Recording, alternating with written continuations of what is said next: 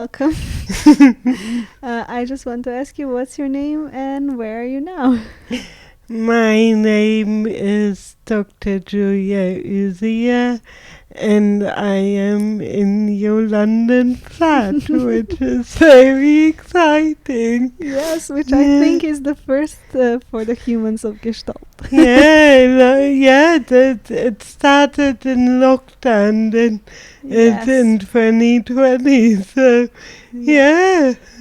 So the first question is the easiest one. Who are you as a person? It sounds so easy, but it's actually, like I said to you earlier, and I made an effort not to remember the questions, but I did remember this one, and as I was thinking about it the other day, something came to mind I recently read or heard about how, as people we usually say, this is my name and this is what I do, whereas children would say, hi, my name is Max and I like football and ice cream.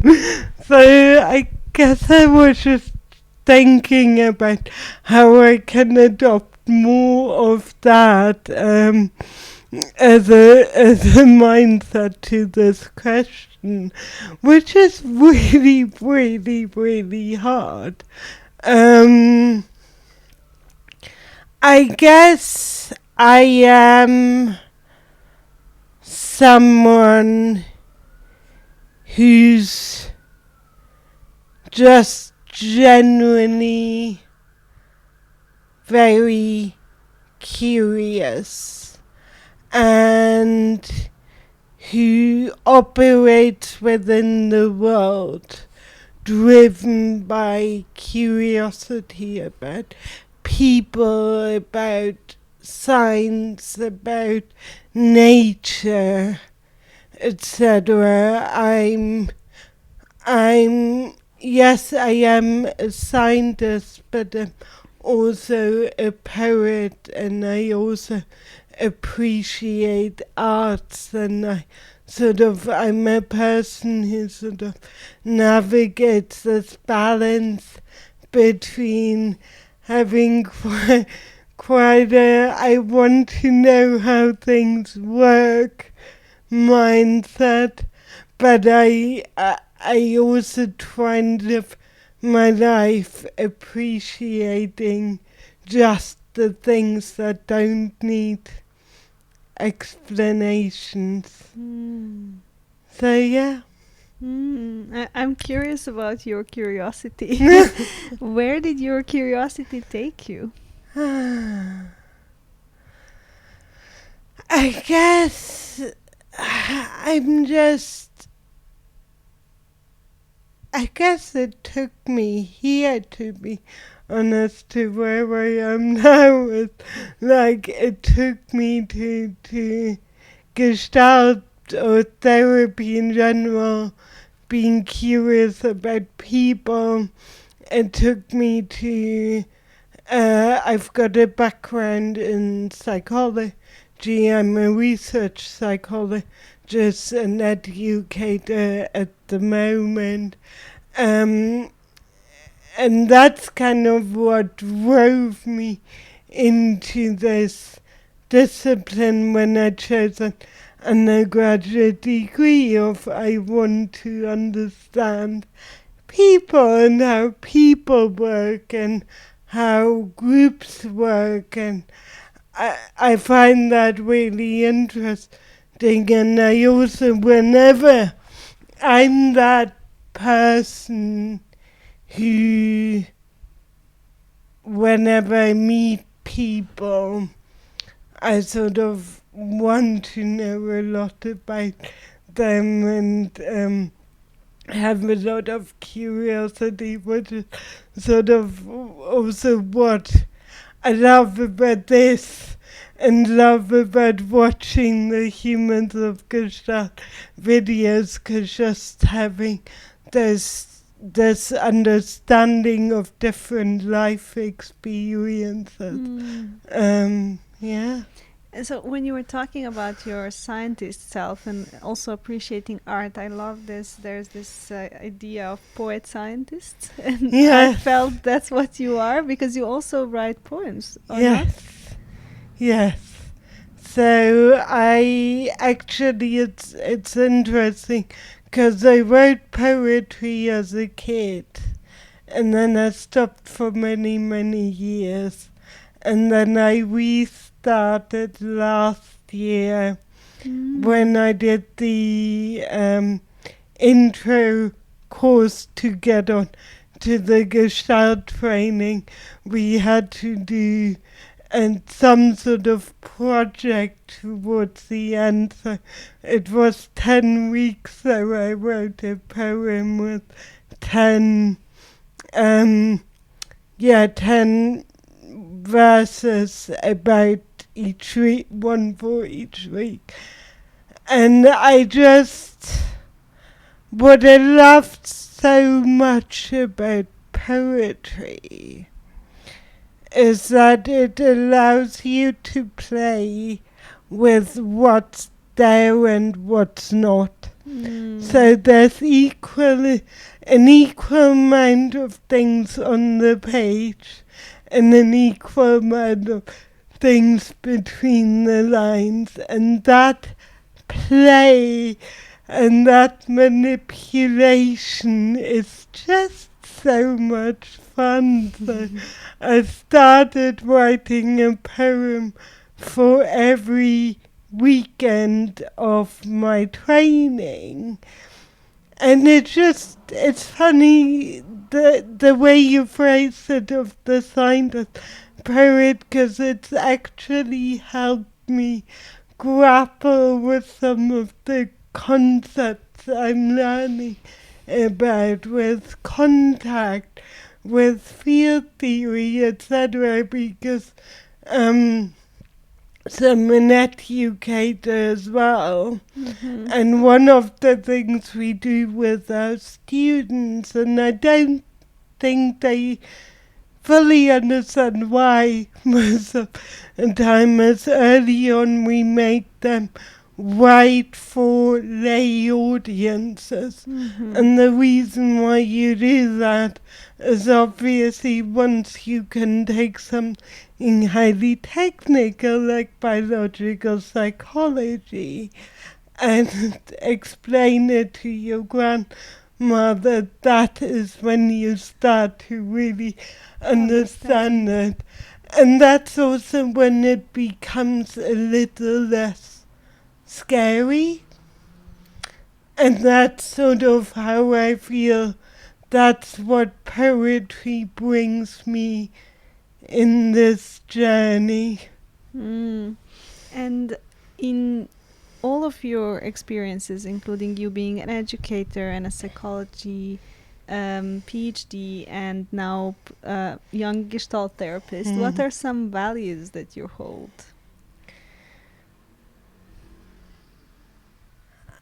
I'm actually gonna look very briefly at my phone.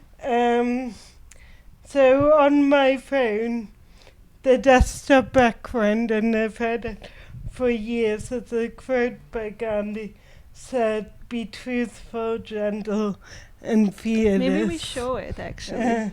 Let me just, I've got a WhatsApp on here, so yes. It's... Yeah. Like this. We just show it like this. And the other camera as well. Yeah. We've got quite a setup going on here, so... well, I can't do it now, but we can, yeah. Oops. Here. Yeah, so we should show it to the other camera. Here, let's hope. Oh yeah, I think it's visible. Okay. And that's basically, that encompasses it really, really well.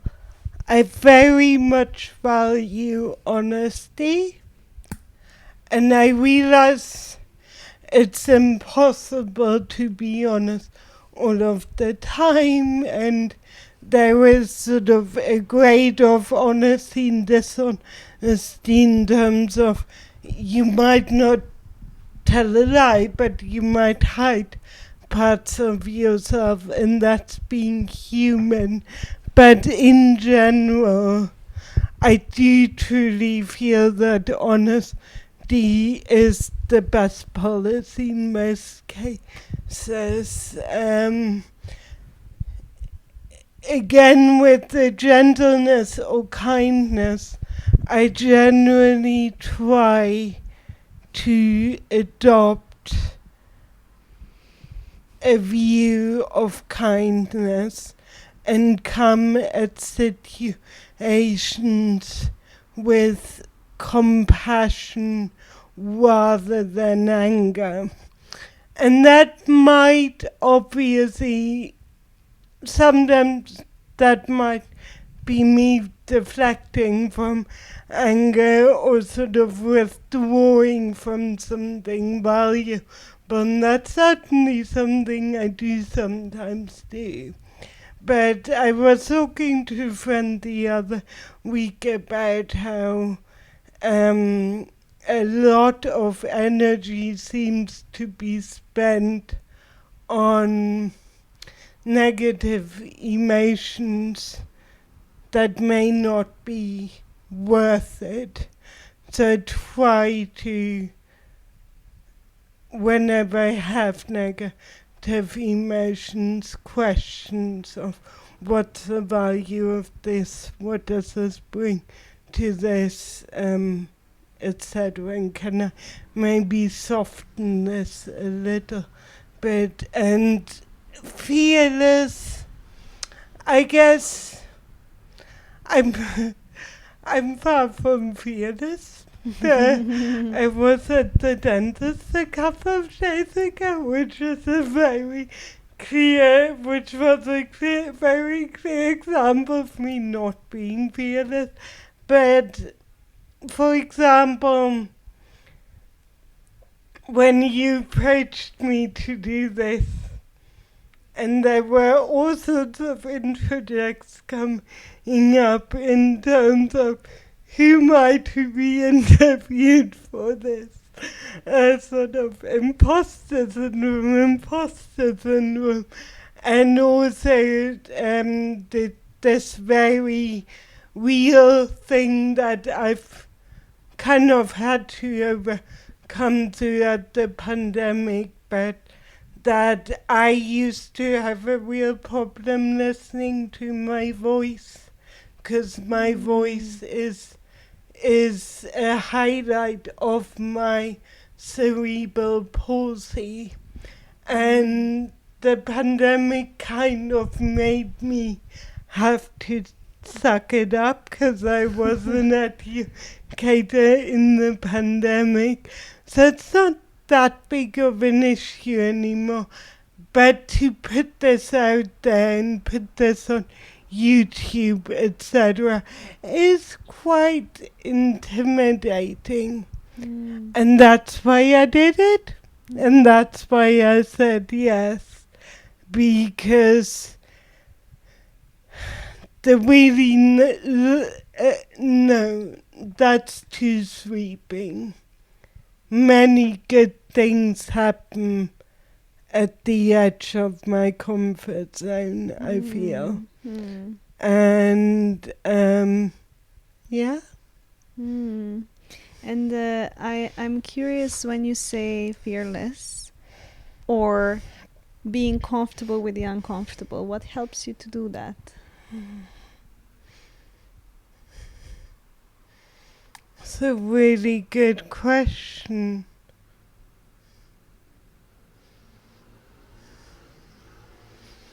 I suppose, again, the knowledge that it draws back nicely to honesty. And I've found time and time again that 9 out of 10 times, if you address something that you might not want to address, usually it's fine. And if it's not, then that's interesting data in and of itself. So I guess this knowledge of, or this trust of, it's fine. It's fine. Like, as we were earlier setting up, I was like, oh, my head's all over the place, how's it gonna go? And now we sit here and we chat, and it's happening, and it's fine. So yeah, I think trust is, I have through various life experiences, and I mean, I know you've got some ones of moving to another country, etc., etc. I've just learned that trust goes a really long way. So when you say trust, is it trust in something inside of you? What is it that you trust?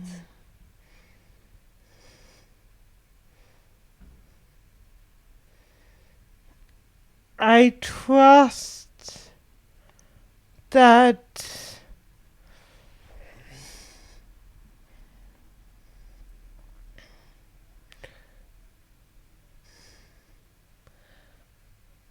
what's gonna happen is gonna happen, and it either will be fine, or if not, I trust my ability to then address it further. I like that. Very adult thing. Yeah, I've got my moments. Yes, we all do. And then you mentioned some of these things, but what are some events or set of circumstances that shaped you? You mentioned your migrations. You mentioned your cerebral palsy and how that affects your own image of yourself. So what are all these circumstances that made you who you are now?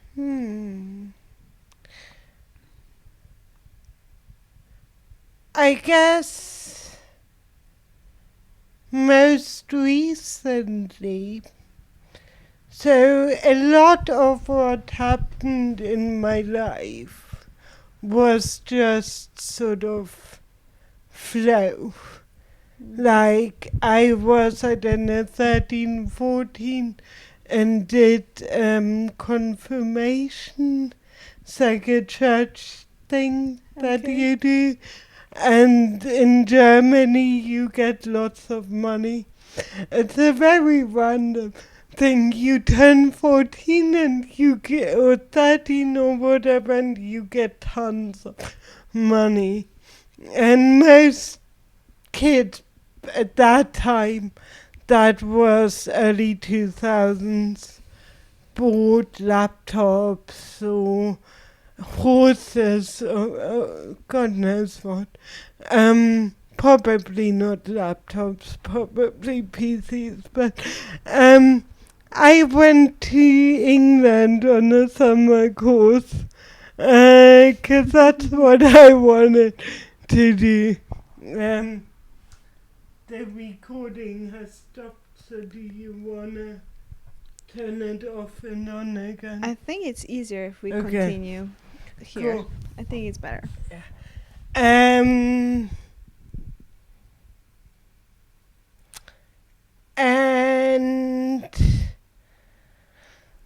that was silly of me. So yeah, I went to Northampton to summer school and really enjoyed it, had a really good time. Actually, it's funny, I still remember this to this day. We went to London for a day and I saw a runner, and I remember being really jealous of this runner, because I was like, if you run in a city, you know the city so well that you're not even concerned with anything but just ordinary life. And now I live in London, which seems so wow. Anyway, so that then made me want to do my post 16 education in abroad, and through various happenstances I ended up doing the International Baccalaureate near Cambridge in a small village called Impington.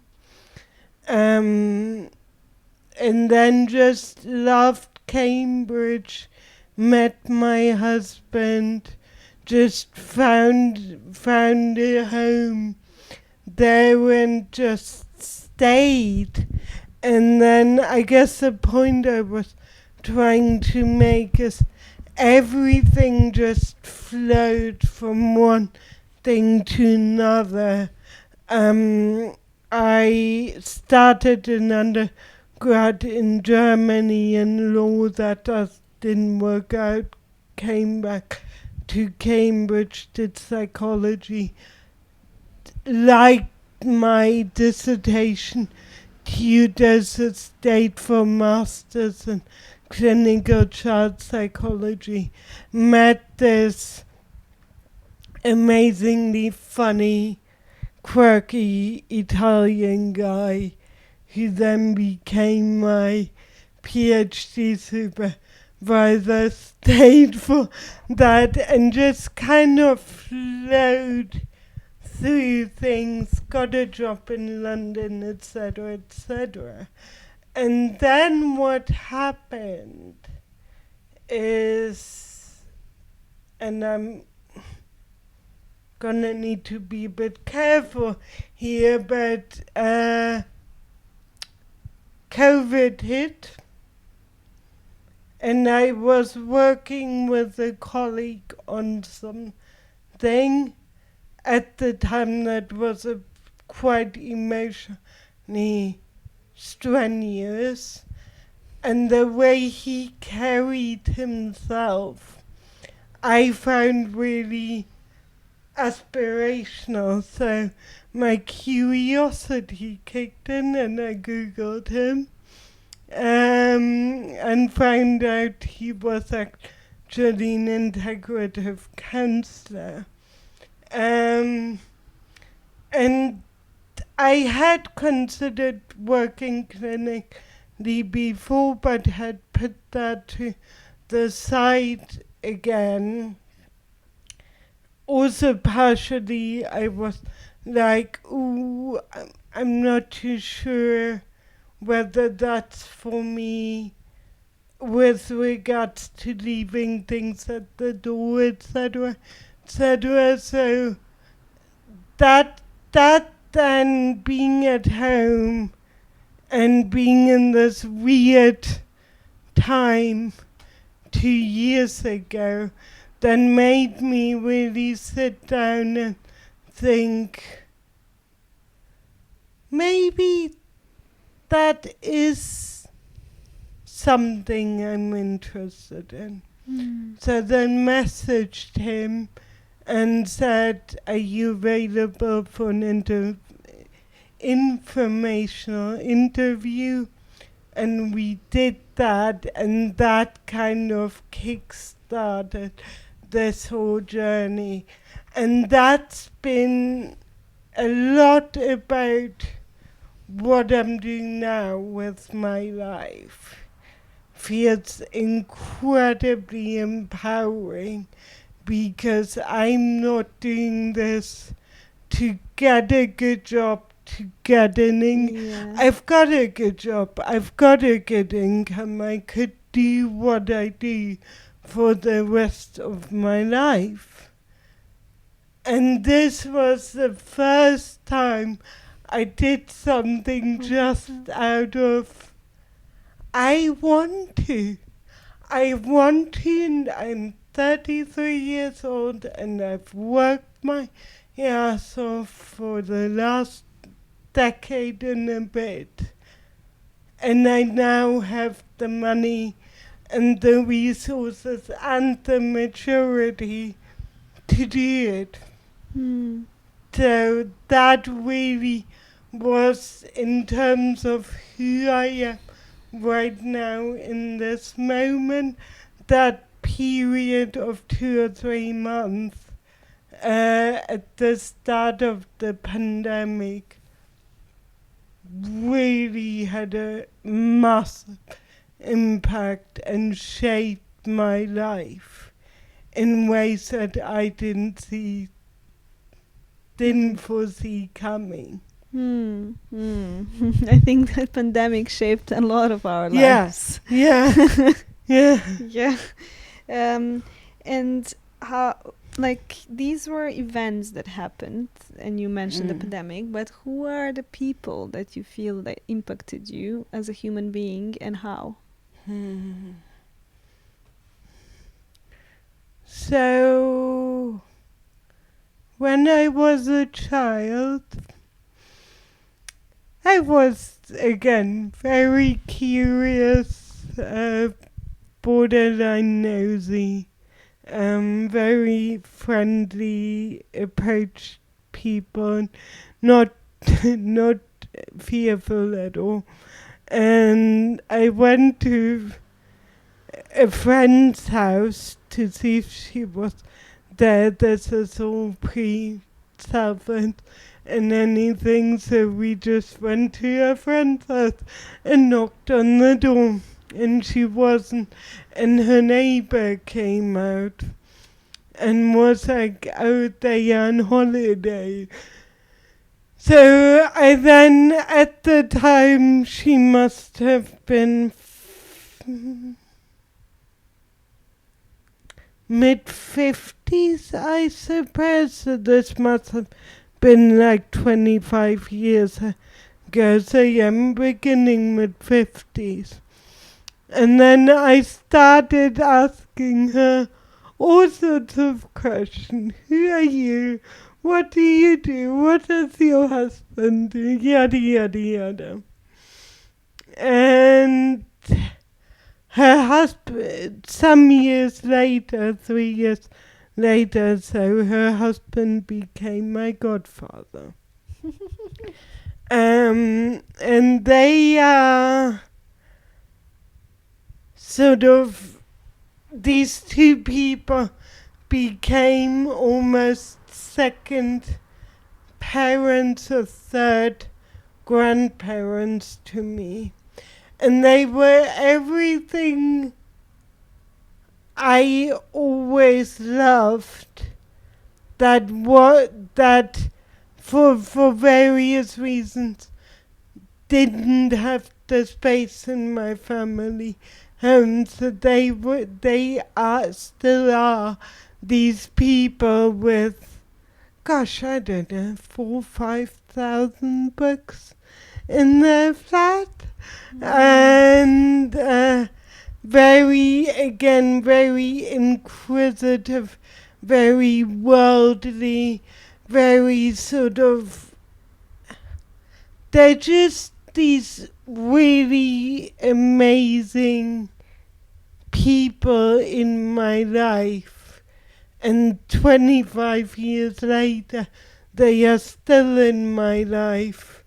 And they've challenged me and they've made me question what I do and what I want, etc. So those had a massive impact on me.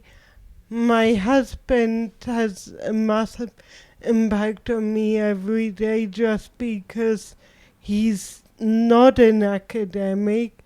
This world I live in is quite detached from the one he knows.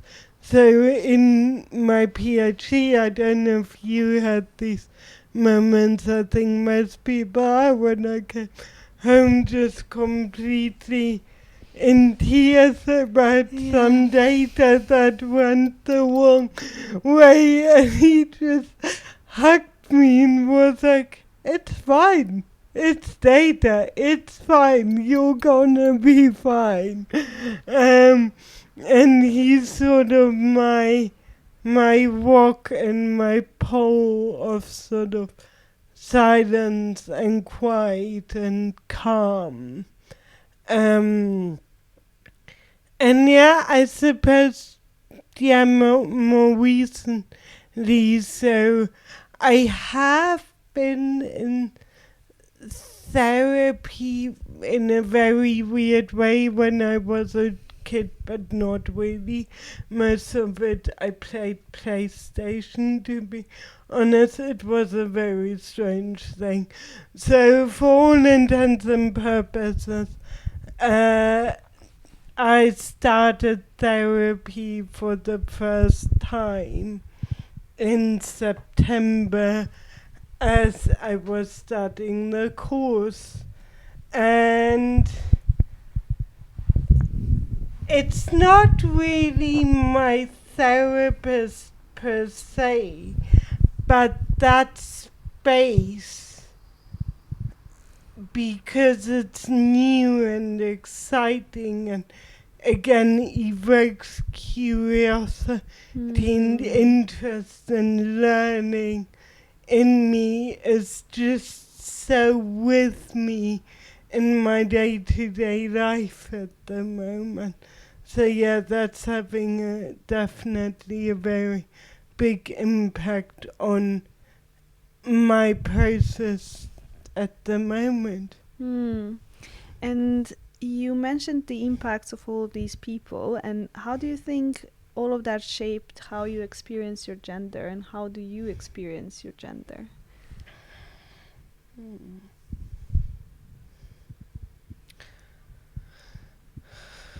It's an interesting question. So I grew up in northeast Germany, very white, very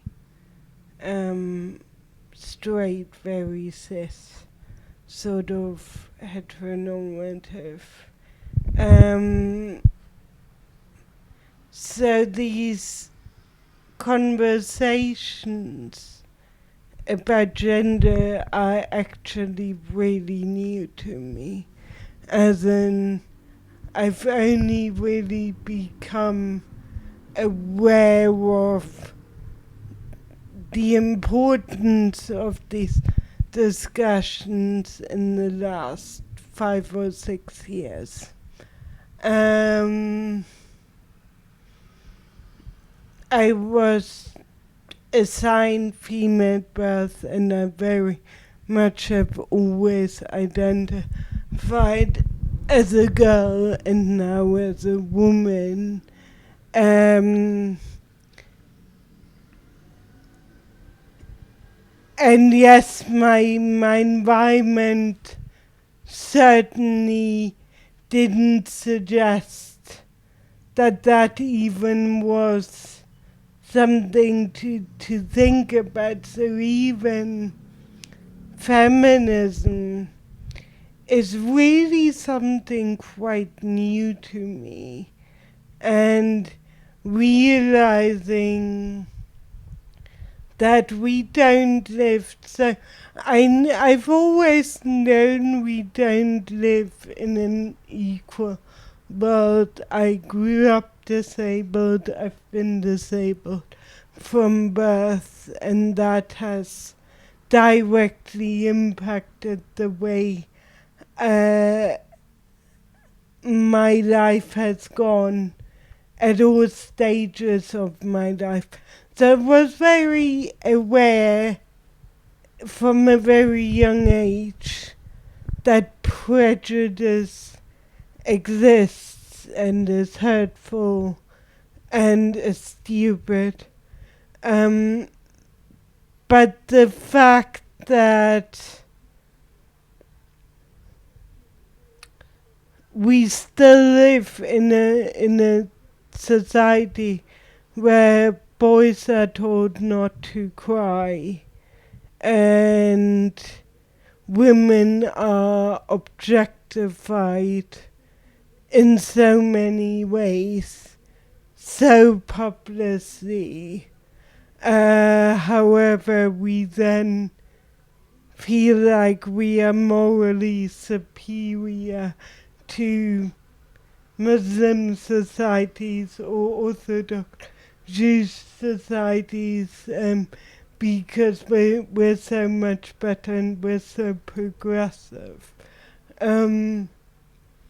Yeah, I think I'm just really realizing more the more I experience, the more it's almost the more I'm informed. So I notice things more and more, and I notice smaller and smaller things. And it does, it's useful in a way, especially not only but as an educator, as a trainee therapist, to be aware of these things and to hold them and to look at them and see how they impact things. But also to then think, okay, when I have my own children, how do I address these things? And how do I make sure that certain toxic things are not perpetuated for men, women, or non-binary trans people? So yeah, it's. I feel like it was a really. I didn't remember this question at all. The Such a gender. new question. No. Yeah. So I was a bit like, ah. So I'm actually curious because the question of gender, I guess, it's also relating to your experience with living with a disability and all the prejudice that comes with it. And I'm wondering how how did you deal with that, and what helped you to keep your, let's say, safe ground and like peaceful center? Because I guess being seen as different, and that difference sometimes being seen as wrong or being aggressed at, is something difficult to hold. So what helped you to hold it, and did you have to hold it, or? I think a really solid family environment. I think that was a big part of it. Whenever shit happened, I knew I'd come home into a place that was safe.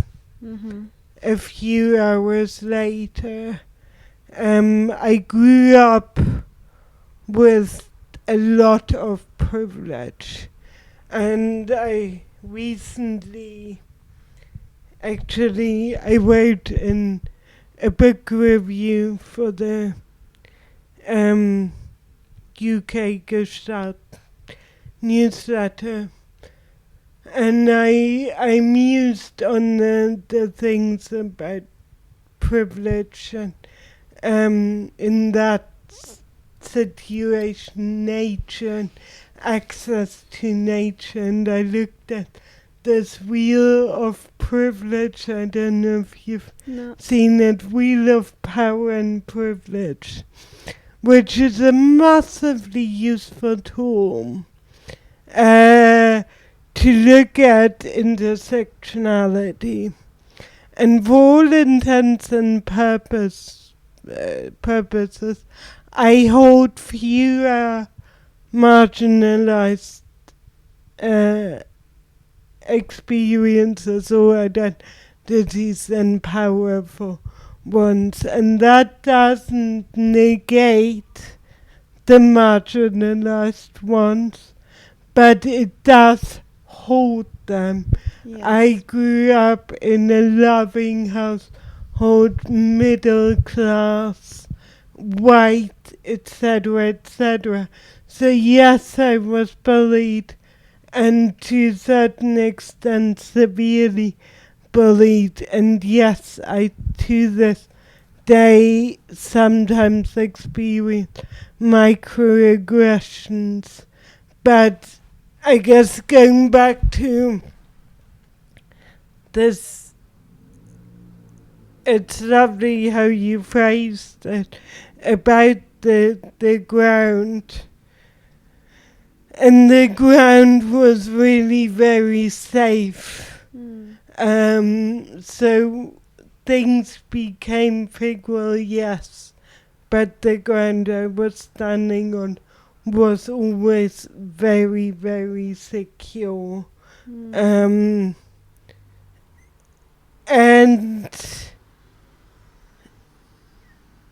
I think I would like to be better at things like advocacy, etc.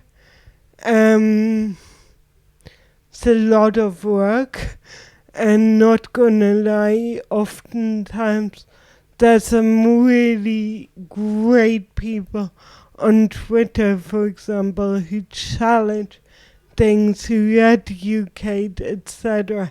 But that seems like so much work, so much emotional labor that I often think like, I just can't. So there is that, there is sort of this niggling thing in my head of addressing things more. But also, obviously, if you be treated shittily by a drunk person on a train, addressing it is kind of pointless in that moment. But yeah, there's this real sense of I've been very safe and very lucky in that regard. And when I went to university, especially studying psychology, you've got a higher incidence of mental health things going in psychology cohorts compared to other cohorts. And just seeing that actually a lot of people carry otherness and disability, and yes, not all of it is visible, but actually a lot of people, more people than you think, share this experience. And that was really helpful. And you actually mentioned the wheel of power and privilege, and one of the questions is as well, how do you hold power and privilege in your life? I just try to be aware of it, and conversely educate myself in terms of what is it like not to have these privileges, and talk to people and hear about people's experiences and read about sort of things again for that review. I was skimming some of the literature on socioeconomic status and the likelihood to be in nature, and that's a very strong association of the two. And yeah, just Can you just explain the likelihood of being in nature as in the scientific journal, or what are you? Oh, not Yeah. being published. So, especially for children, but also adults as well, is the less privilege you experience, the less likely you are To spend to time in spend nature. time in nature. Yeah.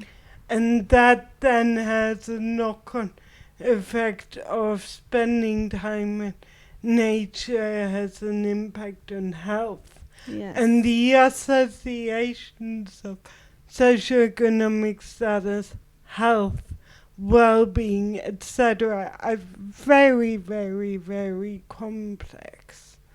And I'm not gonna pretend that I fully understand them, because to be honest, the moment I start thinking about all the conference in these equations, I'm like, my head hurts.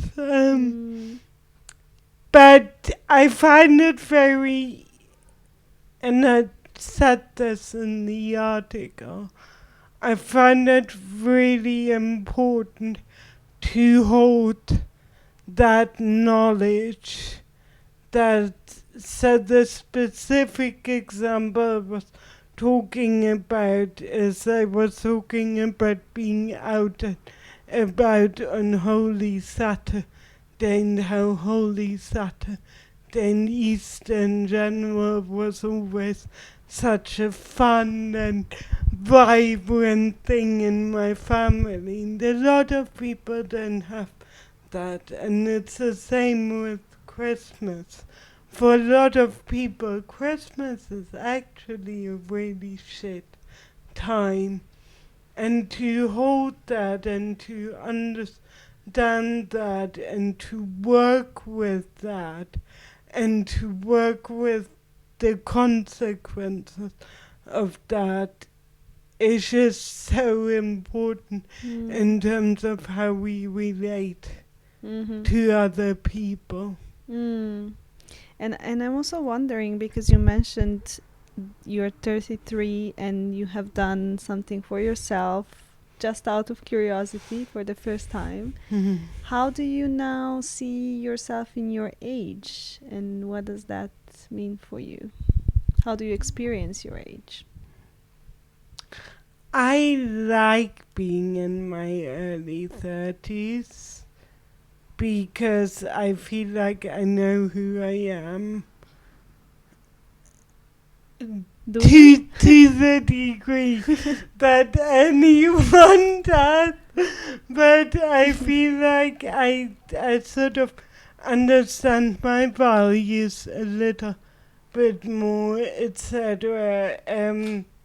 I also find it very scary to be in my 30s, being like, okay, shall we buy a flat? Okay, that's a lot of effort on top of studying and doing a full-time job, etc. Okay, I really want children, but also I'm doing all these other things, so how am I gonna navigate that, and when does it start and when does it stop? And I go back to this thing of being just trying to not be fearful.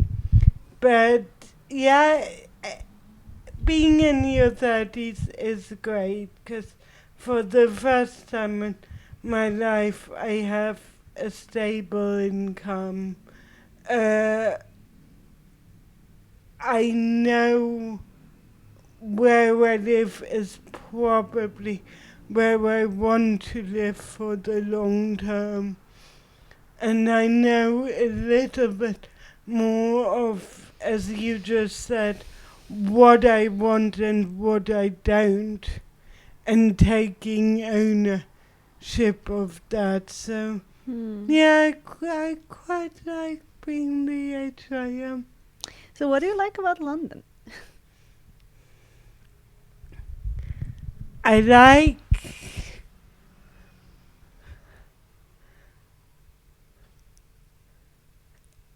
being able able, and I do this a lot, especially in lockdown, I did this a lot, jump on my bike and aimlessly cycle through the cities. And there's always something new. And there's always something quirky. And there's always something weird. And there's always something broken and fixed. And there's so much diversity in the city. I love the offerings that we have here, and we have nature. I live again, that kind of is the central element of that piece I wrote. I live a 10-minute cycle from Richmond Park, which is just a fantastic piece of land, unlike anything I've ever seen. I love that it's got 5 airports, but I don't like Luton very much, so for that sake it's 4. But yeah, it's connected. There's so much on offer. It's young, it's vibrant, but also has these really lovely. So where we live is almost. It feels it's part of London, but it feels out of London, which is really nice. And we've got our 90-something-year-old landlord who lives next door, and it's just a little bit of a different world, which is quite nice. Actually, that's my experience of London. It's so many worlds in one place, and like I almost always feel like I can just close my eyes and think of a place, and it's in London, and I can find someone who can get me into that culture or subculture. And it's just I don't need even to travel. Yeah, like when we went for lunch. Exactly, in a Serbian restaurant. Yes, exactly. I would have never thought about going there, but that was absolutely wonderful. Yeah, exactly. Exactly. And now the next set of questions is around Gestalt therapy. So so how did you come into Gestalt therapy? It's very weird because it's almost like Gestalt found me. I didn't find it. I was gonna train as an integrative psychotherapist, and that was my plan, and I did that foundation certificate, which was a requirement for all of the master's courses. Applied for that course, didn't get offered a place, and that was quite. I didn't expect this, and I don't mean this in a, oh, I'm so great and they didn't take me. I just hadn't thought about what would happen if I didn't get this. And this was a hugely popular course. And the odds of actually getting on that course were very, very slim. And then I went out for a walk, and I knew Gestalt was still open. So the institute was still accepting applications for Gestalt. And although I did the certificate and we had a day of Gestalt, and I did actually really enjoy hearing about it, and the tutor of the course was a Gestaltist, and I absolutely loved the way she carried herself and the way she worked. Um, when I thought about Gestalt, all I thought about was two chairs. Which, funnily enough, is kind of the one thing I still struggle with a little bit to this day. And I found a podcast that's really not much on this, but I found a podcast, listened to it on my walk, and was like, you know what? I'm just gonna do it. What do I have to lose? There was no application fee. I really would like to start training. I really would like to not wait another year. So I went home, completed the application in a few hours, sent it off. And the application process was just so lovely. And the experience in the interviews and the people I met and the people I talked to, all of that was just so lovely. And I didn't want to go too much into detail because it's not my place to share, but I asked my individual interviewer how they felt about Gestalt as a modality. And the answer was very focused on community. And this hit home with me in such a strong way that I was like, you know what? I'm just gonna do it. I'm just going. So I got offered the place on the spot, and the week after I paid the fees and was like, you know what? I'm just gonna do it. I'm still not sure. So I know we've talked about this. It's kind of like a romantic sort of interest kind of thing. Oh, you look good, I'll check you out. Oh, the date was nice, let's go on another date.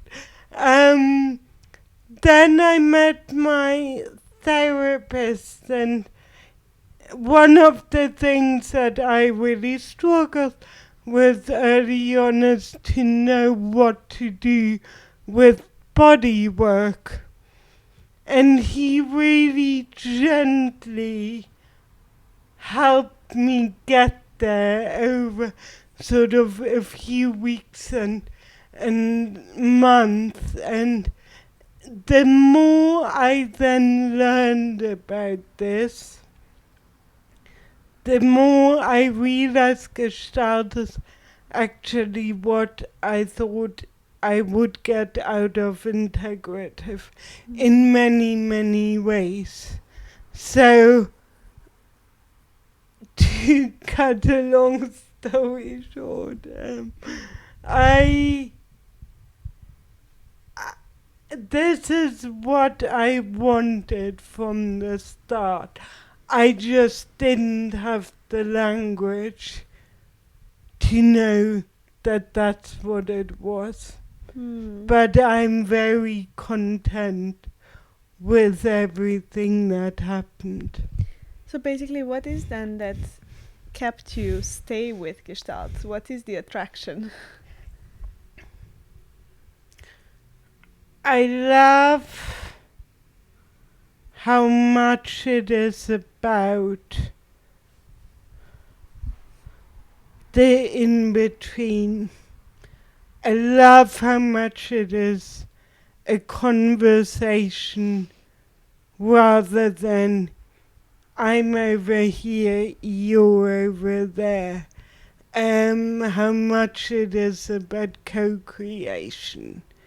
And that's really what I value in interactions with people and in interactions with students as well, especially when I supervise dissertation students. I'm like, I'm not your teacher.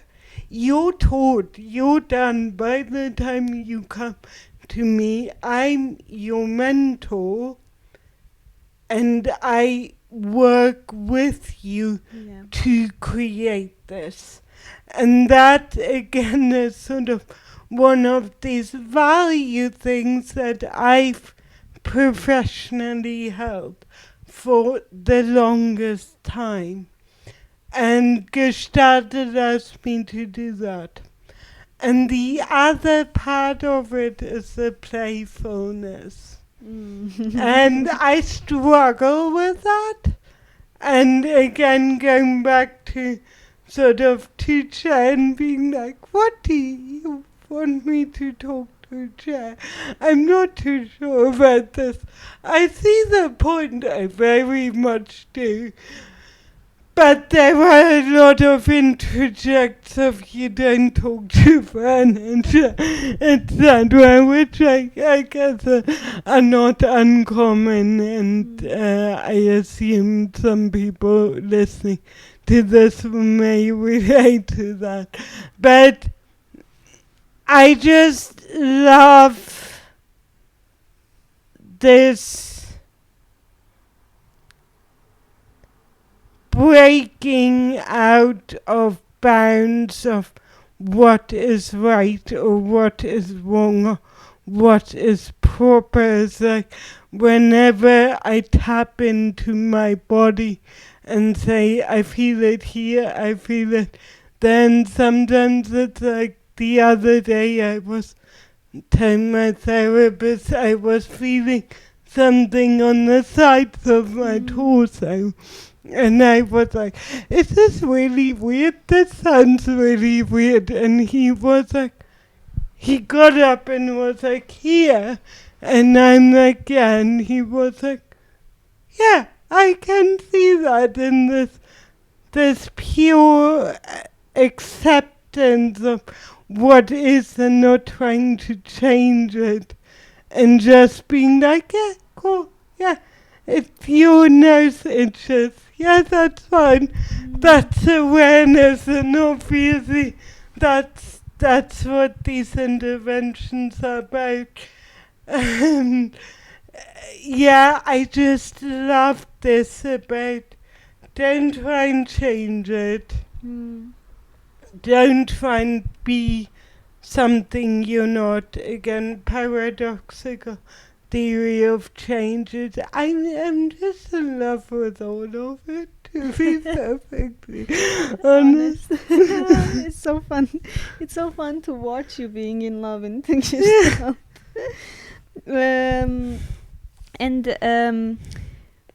After these 1 year that you almost finishing, how do you think Gestalt affected you as a person and shaped you? And what do you think has changed or not changed in you because you have been involved in Gestalt?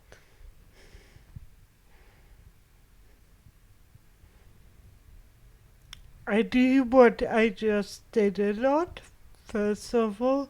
I do a lot of pause and feel and sort of make contact with things in a very not different way, but I've slowed down a little, which is really nice because it allows me to give myself space to think.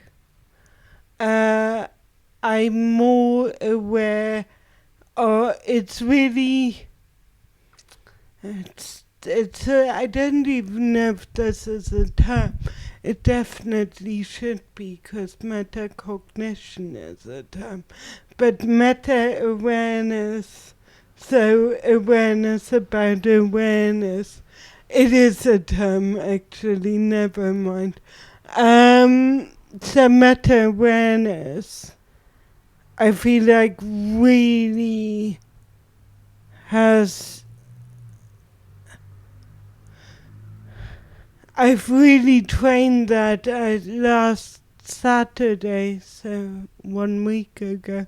Wow, seems ages ago. I was in Luxor in Egypt, and it was 45 degrees. The hottest environment I've ever been to outside of a sauna. And I really felt myself not being present and not being aware of the impact of what I was seeing on me, had on me, because I was so focused on applying sunscreen and drinking water and when do we get back to the bus, yada yada yada. And I don't think I would have, and that did actually make me stop. And in the next temple everyone went to the temple, and I was like, actually, I'm just gonna sit down here and try and enjoy where I am right now, rather than try and push through and not notice anything. And I don't know if I would have done that a year ago.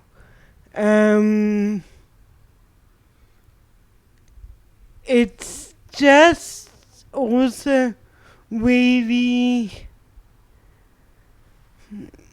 so I volunteered for all of well, not all of last year, started in late 2020, so a year and a half. I volunteered for a suicide prevention service. And it's listening, it's not counseling, but for all intents and purposes, it goes in the direction of person-centered. And I noticed more the more I learned, I noticed things that people were bringing to me that I hadn't noticed previously.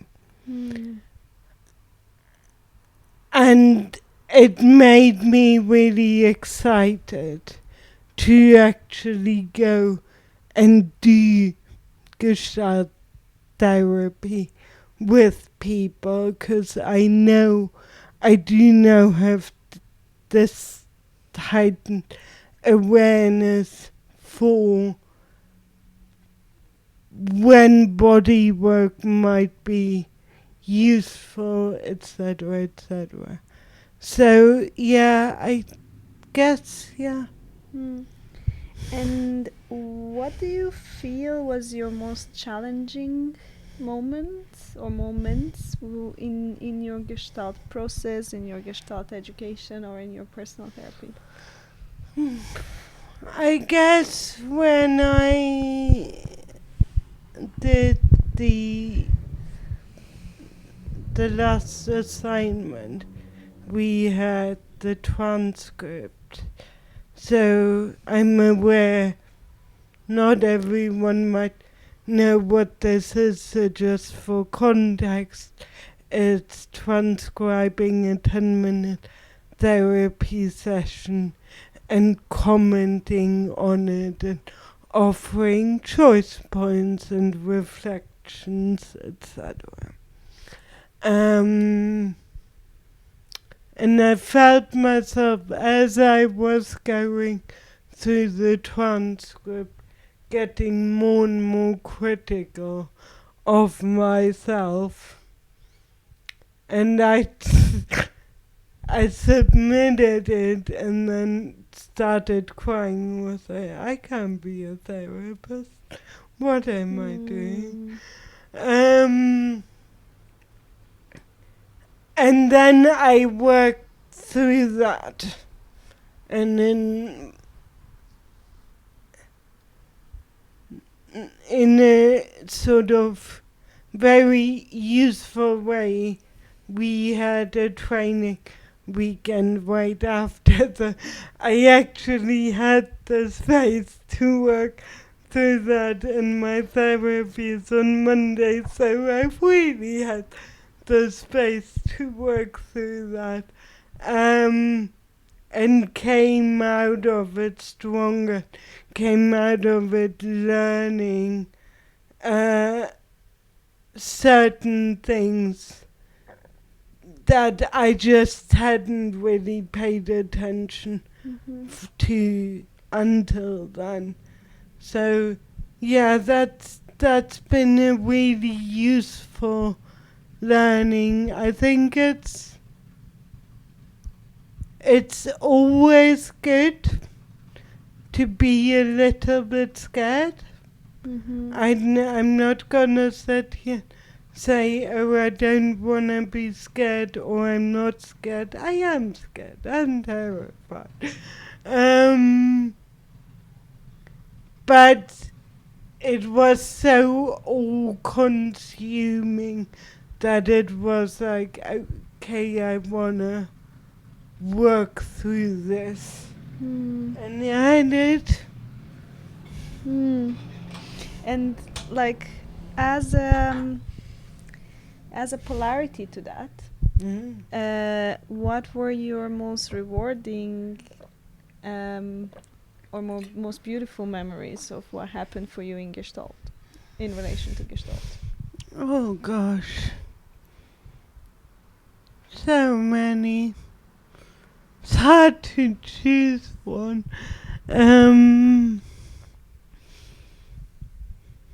What was your most favorite crying? Favorite crying? I think for me it's these little moments of having a laughing fit in therapy and sort of struggling to get back into actually doing the work, just because like there's moments in therapy in that sort of, I don't know if they're either or just contact. I still kind of struggle with that, but there's certainly moments when everything else falls away and nothing else really matters, and they are so healing and they are so transformative in a way that they just soften whatever it is I'm bringing or talking about in a very beautiful way.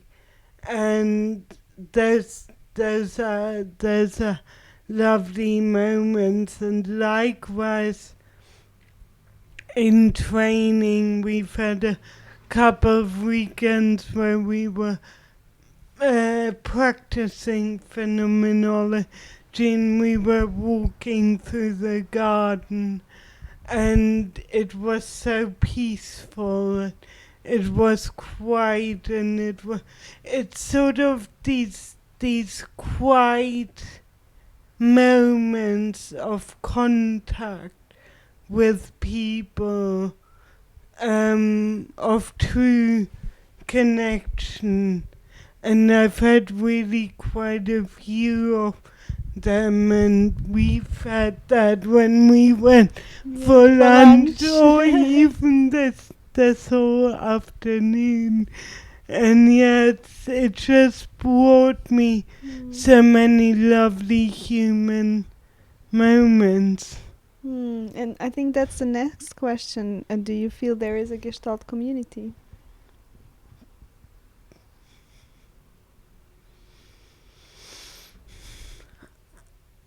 I want to say there is fertile ground for it.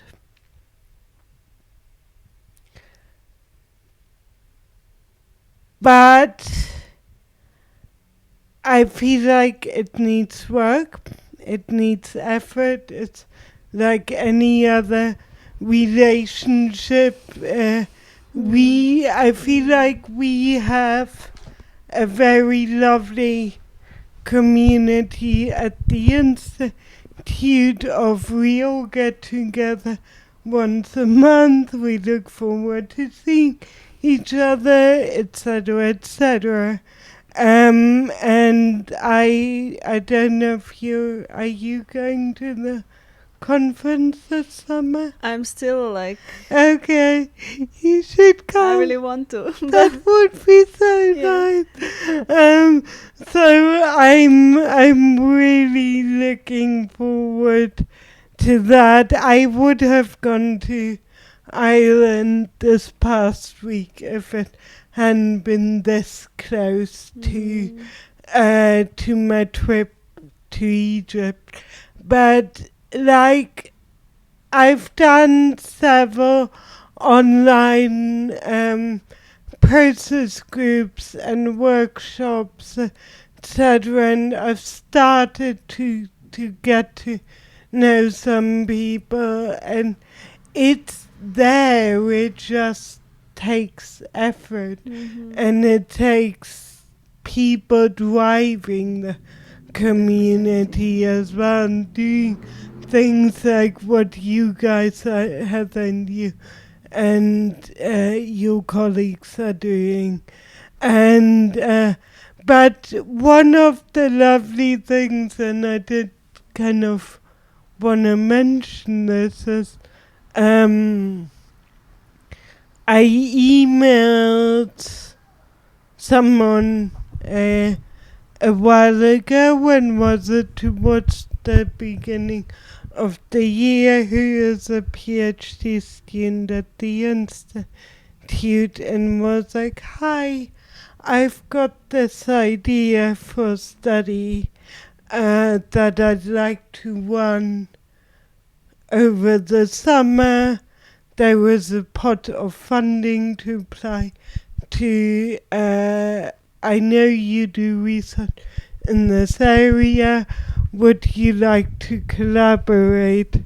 And next week we are interviewing for a research assistant, and it's just been this, again, 9 out of 10 times when you reach out to people, they are kind, they are excited, they are curious, and this research collaboration has brought me so much joy and so much giddiness as well, and we'll set meetings for an hour and we'll go on for 2.5 and just be very excited about it. So yeah, it just, there is ground for it. I think we could do more to grow things on it. And actually, I didn't ask you this before, but I'm wondering, how do you think is your psychology degree and knowledge of biological psychology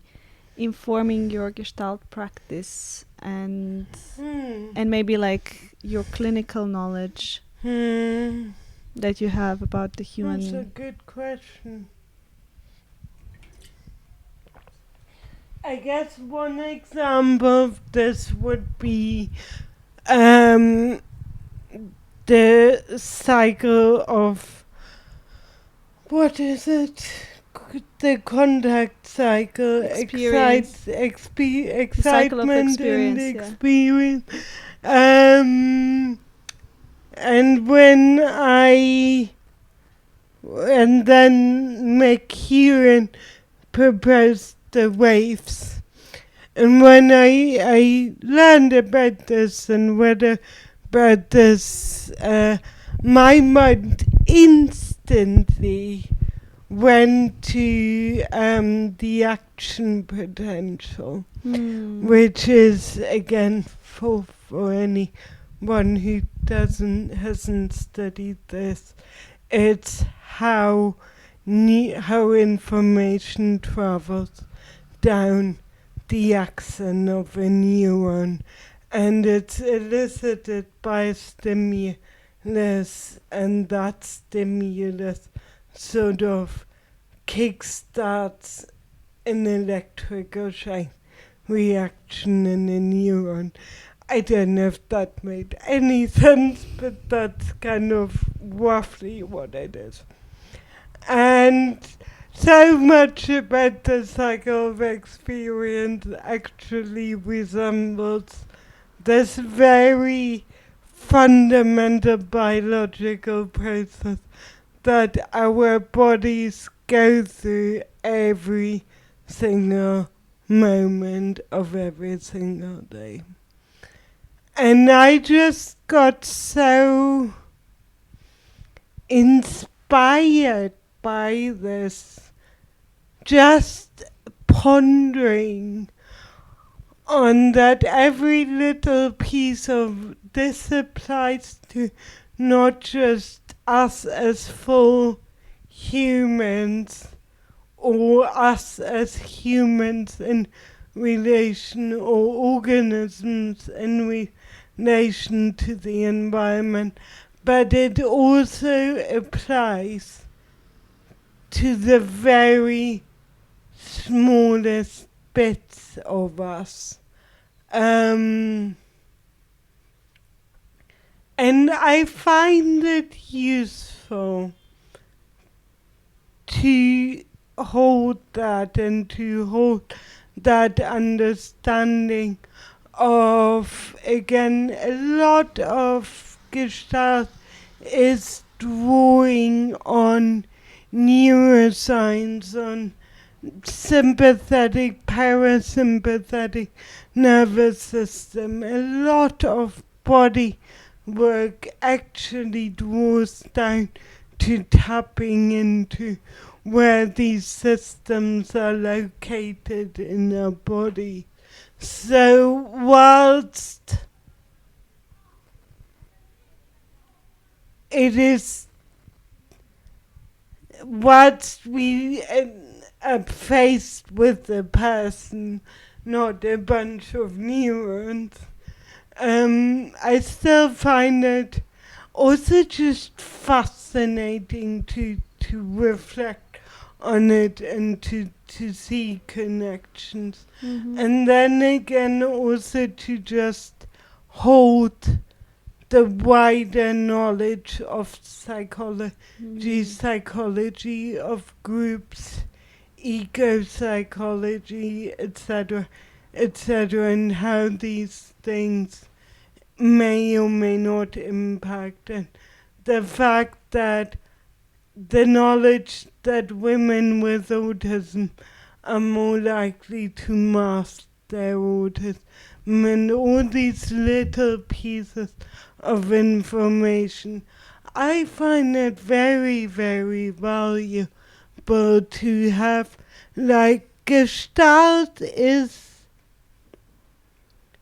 a person-to-person phenomenon, and doing research in Gestalt is actually really flipping hard, because finding something that's worth generalizing is actually just a challenge. And I've now just written a proposal for my second research project, and it was really hard to come up with something. So a lot of it is just, I think, to over science it would be doing a disservice. But to negate the science or not to think about the science would equally just sort of limit it in terms of things you might notice and take into account. And so what do you think the future of Gestalt is? Oh gosh. For you as a student and maybe for the wider field? I think we will become more and more aware of just the extent that issues of oppression and marginalization have shaped our work, and to what extent that has happened out of awareness.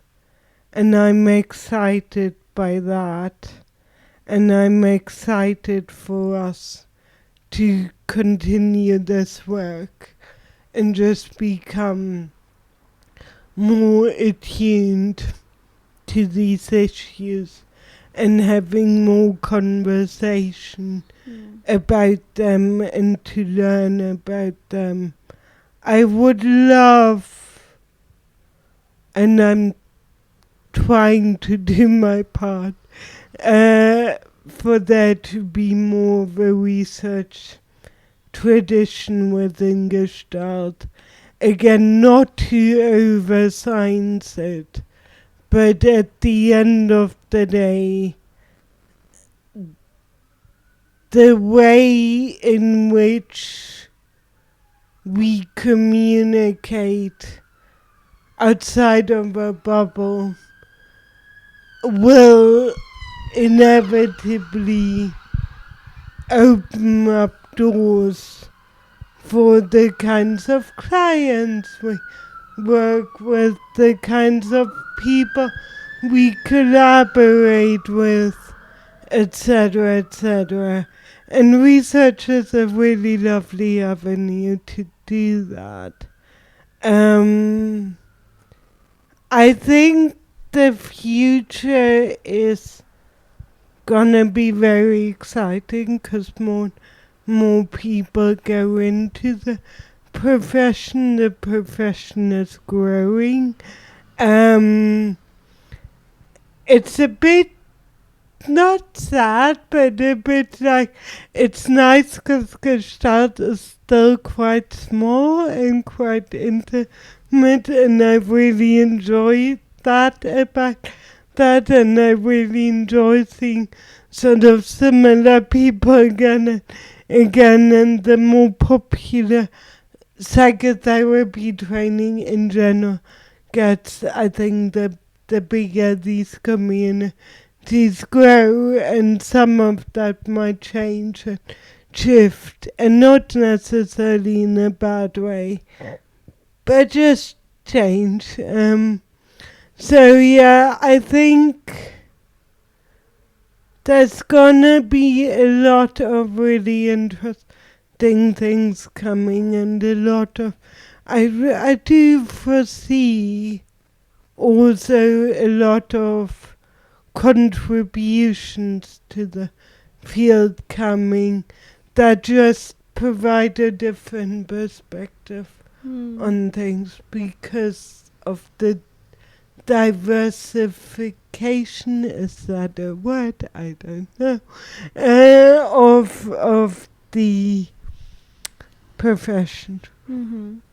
So, is there something that you feel like you want to add, or a question you want to ask that I haven't asked?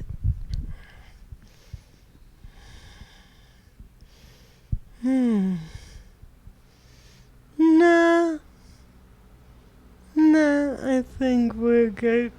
I think we probably have got no idea how long we've been going, an hour and a half Probably. or something, so Yeah. yeah.